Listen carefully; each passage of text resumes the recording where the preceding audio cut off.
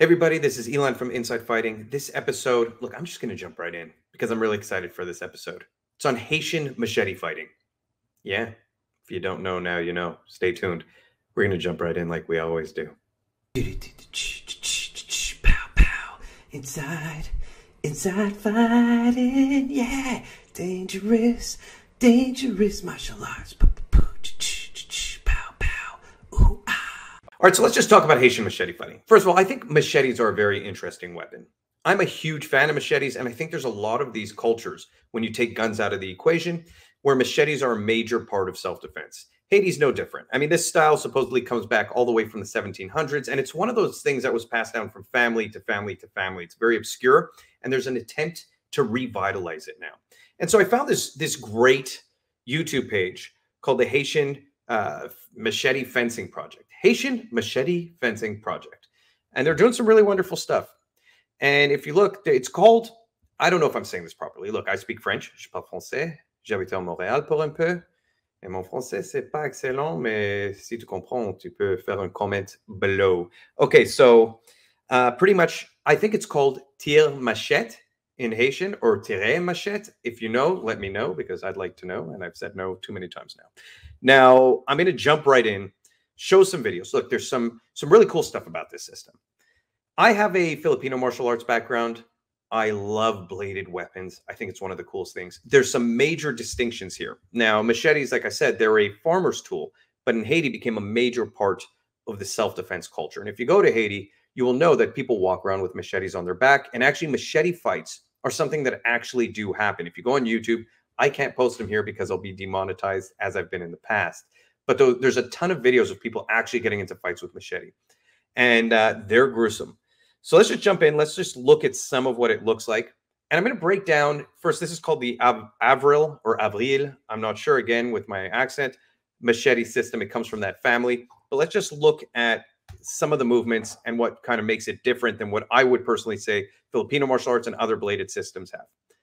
Now, let's just look right away at the footwork. Okay, so something I'll say right away is this has more of almost like a European influence in terms of the hands, because what they're doing is they're keeping their guard hand, which is the free hand, not the bladed hand, like either behind their back to avoid it being cut or tight to the body to protect it.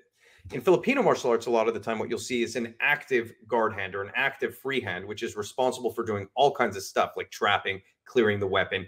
And you don't see that in this system. I could not find that. I could not find the hand play that you'll find in Filipino martial arts. This almost looks like it has more European influence than Southeast Asian influence. And I've seen African stick fighting. This looks like it's influenced by that too. So there seems to be two major things at play here. Now, I'm going to talk about some of the positive things I see. There's a lot of play in this system. And I think play is very healthy with weapons because you can only learn how to use a weapon from a place of comfort just because of the nature of the weapon. If it cuts you, you're done. What I will say about them, which surprises me, is they never use any eye protection and they're using metal blades. Like if you hear the clinking, let me just make some sound here.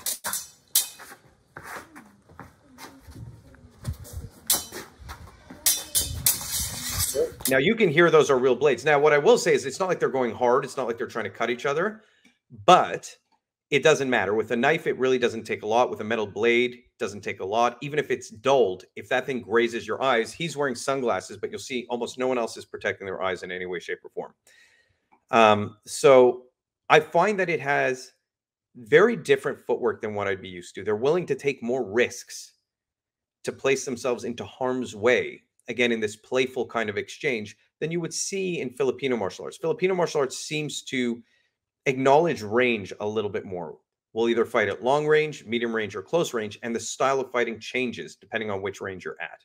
As you can see here, this is, again, it's obviously just a drill where they're playing, but the machete's always kind of extended, and there's a thing of what I will call stickiness in this system, where there's not a retraction and a full connection. So like if I had a knife in my hand, if I had a blade, I can extend it and I can retract it. So it can come out and back. This is kind of the same idea as a jab. There's something called stickiness. This is a major part of Indonesian, Filipino martial arts, where if I cut, it doesn't have to retract. It can continue along that line and just be extended at you constantly in your face. That's a major part of this system from what I've seen. And what I will say about that is that here, let's just go to the next video. You'll also notice that they very much will kind of keep from a defensive and an offensive position, the blades touching. There's a lot of blades that just remain connected. Now, and in really close range, and again, you see how close they're getting, and they're not willing to trap. They're just kind of like, he's cut there, but here they're using wooden sticks. A lot of the time, or wooden blades, a lot of the time I've seen in the system, they actually do use like metal blades, but again, I think they're dulled. But you could see the stickiness is the main thing I noticed in this system, play and stickiness, where once the blades make contact, they're kind of just superficially moving along each other, and you're feeling that. You're feeling that guide. It's almost like what you see in hubad lubad, these energy drills in Filipino martial arts, where it's about connection. I think this is both a good thing and a bad thing. It's great as a drill. It sometimes develops habits which can take you outside of what real fighting is, which if you look at, if someone has a machete and it's a real fight, and I've seen these in all the videos I watch with Haitian Machete fights, they swing like maniacs. They just, rah, rah, rah. It's not happening in a way that it touches, and it's left there to play with. Again, that develops sensitivity. It develops energy in terms of feeling the other person's energy. And it develops certain skill sets which are valuable. Let's just go right back to this.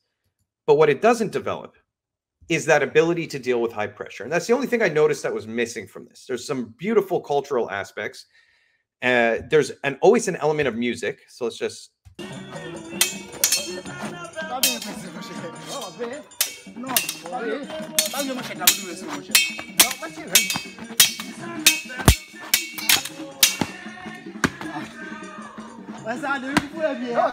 Look, it's clearly beautiful. I can't take that away from it. And there's a lot of beautiful movement here. And here they're playing at different ranges a little better. And you see that stickiness kind of is lost. So when I see these guys, I would call it playing. When I see them playing and fencing with each other, at this range, it's a little bit more realistic as to what you would kind of see without that added stress and aggression. But he's feeding, the one on the left, and the one on the right is clearly defensive. This is something you would see in Illustrissimo. It's something you would see in some longer saber styles in Filipino martial arts where it's a long-range system. Here you're starting to see that kind of play. As they get closer, it actually shifts into what I would call like a sticky. Here they're starting to get sticky. So that's really nice to see that they actually play with the range and that they actually acknowledge that you're going to fight differently at both ranges. What I like about this is the obscurity of it. I like that it's passed down from family to family and that now there's a revitalization of it. Again, I think every system that wants to prove itself needs to have some kind of sparring. Now, when you take machetes into consideration with what is real metal, and again, I don't know how sharp, it's very hard to have real sparring. And in Haiti, you're not going to find the same access to like shock knives. And if you don't know what a shock knife is, it's a knife that actually has like an electrical current and it shocks you when it touches you to simulate reality-based combat. This is the tools they have to train with. And these are tools that they've been training with for hundreds of years that have been passed down and passed down. So the training methodology remains consistent. And again, in a place where machete fights are bound to happen, it's good to train with the real thing. This video has what I would call better movement than the last. Like they're still just touching each other with it. You can see they're happy and they're having fun. But they're acknowledging different ranges. Something I don't notice them do as much as something you would see in Filipino martial arts is really, really go for the hand. So a major part of Illustrissimo sparring, huge part of Illustrissimo sparring is just long range hand tap sparring. And I think, so if you had a sword or machete and I had a sword or machete, the only target is the hand. We'll put protective gear on, we'll take a stick and we'll just try and cut the hand. Okay. And if someone's hand gets cut, someone's hand gets cut. What was that? I was like, if someone's hand get cut, if someone's hands get cut, they have to drive in and attack because they've now lost their weapon essentially, and it changes the dynamic of the fight. So if you look at what a realistic fight would be, I find that long range training and sparring is almost the only thing you really need with a weapon, because once it's close, it's chaos and you're pretty much going to die. You're pretty much, once you're this face and this close to each other's faces and you both have a blade, whether it's a short range blade or it's a machete, there's just too much chopping happening and it's very hard to trap. It's very hard to do any of that stuff. The fight usually starts with two people outside at range. And if you both have machetes, you're both scared to engage. which is a good thing because that allows you to play this hand fighting style. I don't see that as much here, but I do see kind of these tap long range things. They just don't look like they're going for each other's hands as much as they're going for the head and the body. It's really nice to also see that something about this system. I found countless videos, especially from these guys from the Haitian, man, I can't say it properly, Haitian Machete Fencing Project. The people from this group specifically seem to have a lot of kids. And I love that. I love that these kids are learning how to train self-defense, especially with a machete, which is, again, something, there's not many bladed systems in the world. It's not like striking or, other systems where you just find so many styles that use things like machetes and old school swords, hema are harder things to come across. And so anytime you find it, you should acknowledge it, support it, and learn from it. And so, again, pretty cool. Okay, so here we see he's doing, again, long-range fighting. Something I will say about this guy on the left, I've noticed he switches his leads a lot. Okay, now if you look at a lot of other guys, they don't switch their lead as often. They remain with their right hand with the blade and their right leg as the lead. He's willing to go reverse, and here, again, you can obviously see the play. He moves with that machete very slick. He's just not putting power behind the movements. This next video is a different group, and they actually do put power behind the movements. You'll see they kind of whip at each other. And you'll see that that's kind of the play behind all this. There's music here again.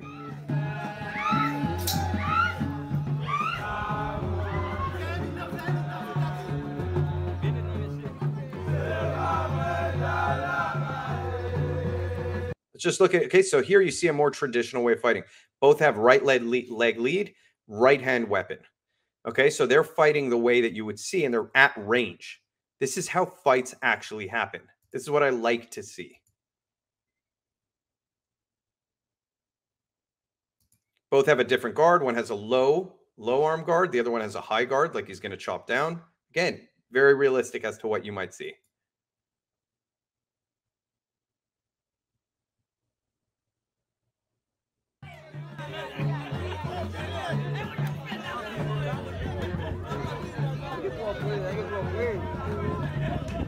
It's really interesting to see the cultural relevance also, like that this is like a kind of a whole experience. The whole crews around them, they all have their own machetes. They're all real metal machetes. And here they're playing. Like this is, and another guy coming in, messing with them. Is he trying to break it up? Whoa, what happened there? And then another one jumps in. That's fascinating. I have no idea what's going on here. Well, that took a weird turn. And then they're all dancing again.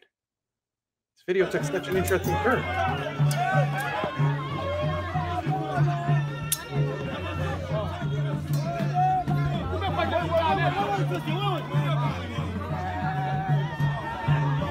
You know what this reminds me of? It almost has like a capoeira-esque feel to it, where there's like a hoda and roda. I can't, guys, I can't say that word.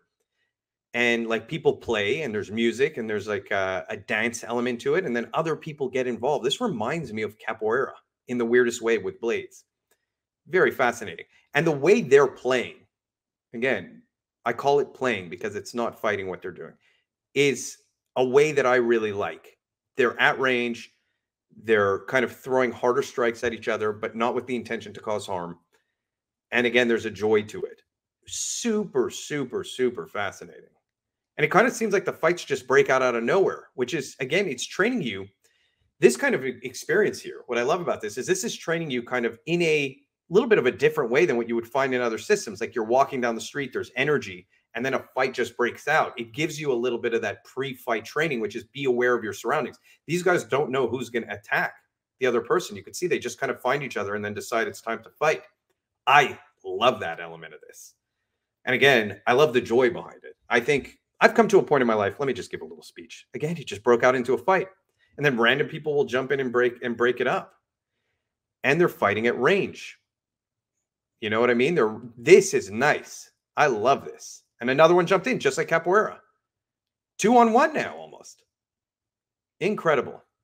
So this whole video is something I really like to see. Now, I want to talk about something personal.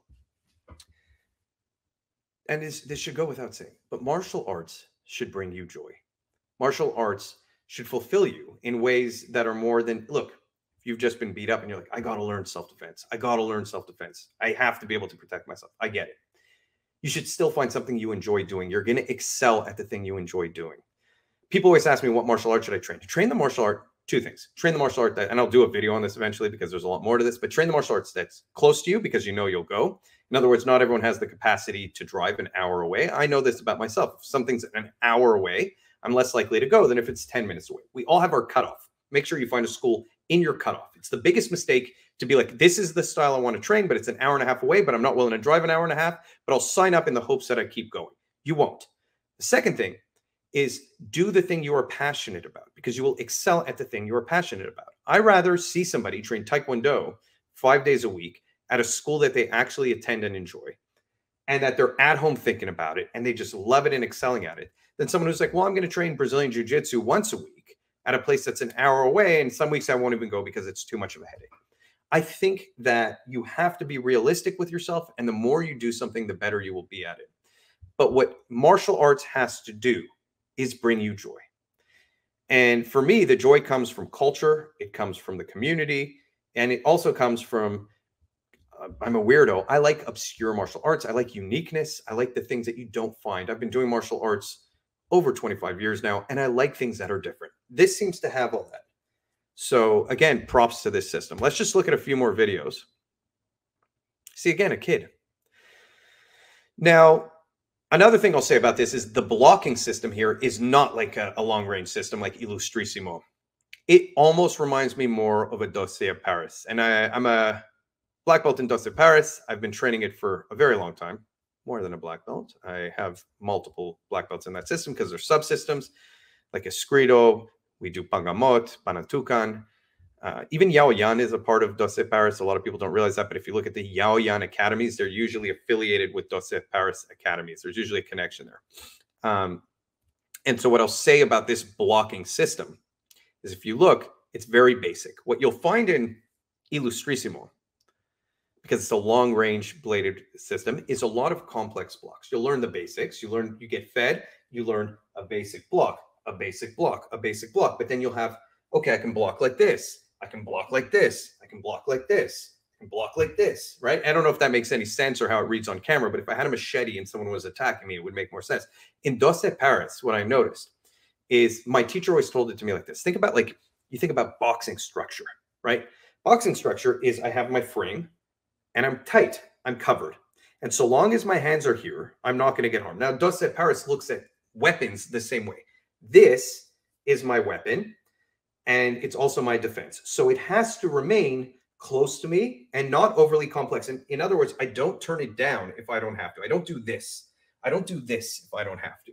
What I do is I literally just move the stick as little as I have to block. So if you're coming over here, I place it over here. I'm going to also use this hand. If you're coming over here, I place it over here. I'm going to use this hand. But if you look how much I'm moving very little, right? This is it. Even as you go lower, I just drop my body. And so Dossier Paris works within a box and everything remains structured in that box and is very tight. Boom, boom, boom, boom, boom, boom.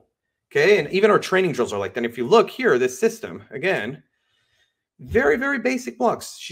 And what I like is she's not turning the machete down to block her legs. She's dropping her base. She's changing her level.